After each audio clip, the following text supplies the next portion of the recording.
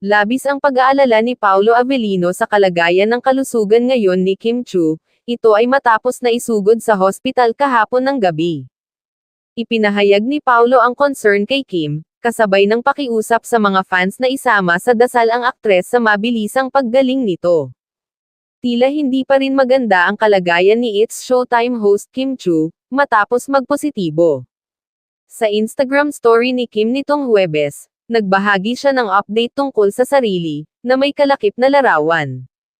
"Not what I expected to end my day," saad ng aktres. Samantala, sa latest post ni Kim, nagpaabot ng mensahe ang kanyang fans na tila nag-aalala sa kalagayan niya. Narito ang ilan sa kanilang mga komento. "Get well soon, Kimi. Pahinga din pag may time, we love you. Praying for your healing and peace, our queen. Rest ka din minsan. Love na love ka namin, dito lang kami nakasupport sa'yo. Ready to watch na ako. Ate Kim, get well soon po, we love you."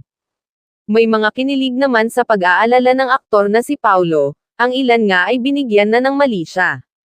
Samantala, maalalang marami ang naloka, nang parehong hindi nakapunta sa ABS-CBN sina Kim Chiu at Paolo Avellino, para sa press con ng teleserye version ng Linlang. Parehong nag-positive sina Kim at Paolo. Sabay pa ang dalawa. Malapit na nga mapanood ang mas pinahabang Linlang, after ng FPJ's Batang Quiapo, kaya nga nagre-react ang fans nina Donnie Pangilinan at Bel Mariano, dahil mas late na mapapanood ang Can't Buy Me Love, dahil sa teleserye nina Kim at Paolo.